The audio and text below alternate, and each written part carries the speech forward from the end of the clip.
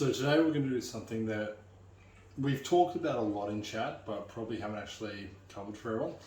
We always make the joke about Martini Saph, but how many people actually know how to make a martini?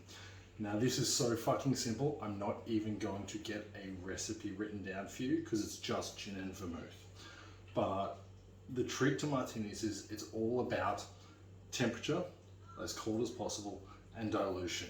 Just the right amount, not over diluting. It's why we stir it and we don't shake. The whole shake and not stir thing is an Ian Fleming thing, only used for the Vesper, and even then it's redundant, but we do it because that's how it's fucking written. Otherwise, we do this nice and classic. Now, you can have your martinis dry, which means you put the dry vermouth in, stir around on the ice, and then strain it out. You can have it bone dry, which means no vermouth, or known as a Churchill martini. You can have a wet, which means more vermouth. That's actually more flavour, so I think it's actually better. You can have it sweet, on sweet vermouth instead of dry vermouth. You can have it perfect, which was the old school way of doing it. Like originally it was done sweet vermouth, then it was done perfect on a mixture of sweet and dry.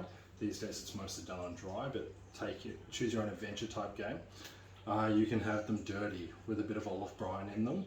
Now this works okay with vodka, it works terribly with gin.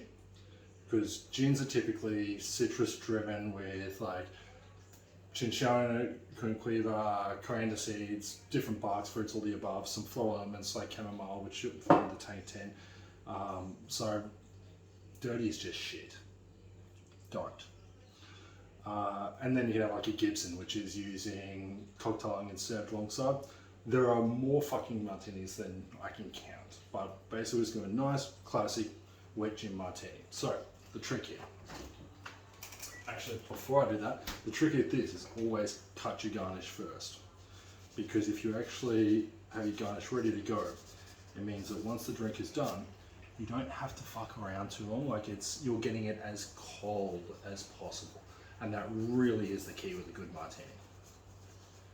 Now, historically speaking, martinis were supposed to be a drink that you basically 3 sips and it's gone. We're all alcoholic enough for that to be quite possible. But this is a punchy drink. Like it should have a little bit of bite. It shouldn't just be the world's most gentle experience. A little bit tough love, we'll call it. So what I've got here, stirring vessel I've had in the freezer with some big block ice in it so it won't actually dilute quickly. I'm just going to put 15 mils of dry vermouth into that. And because I'm having it wet, I don't have to do anything more here. Like if it was dry, I'd stir it around and strain off as I said, but here, I'm take a nice good gin. I personally am a huge fan of tank 10. And I'm just going to go a 60 ml pour of that, nicely over the ice. Now, that's it, it's a simple drink. Where it comes in here is just holding the glass and stirring. Like give it a nice stir. Some people will recite poetry, others, if you work in a bar, this is the perfect time to talk. This is basically distant healing. It's one button, you don't have to do anything. Look, I can even do it like it. That's right. I'm a druid. Yeah. Couldn't help myself. But basically, yeah, you just want to sit there, give it a nice little stir. You can even point direct, give yourself a little jerk, whatever takes you fancy. But usually no more than about 30-40 seconds. Like, again, it just depends where you are, how quickly your ice is going to melt, how thick it is. There are so many variables. Choose your own adventure, get it right for you. Okay. But understand that dilution is like the water opening up the alcohol, that's what actually gives you flavour. So you don't want to under-dilute it. I think that's about right. Same again. My glass is in the freezer, nice and chilled. What we're going to do, strain that out. Yeah, that's a sexy sound. And I'm just going to take my garnish over the top.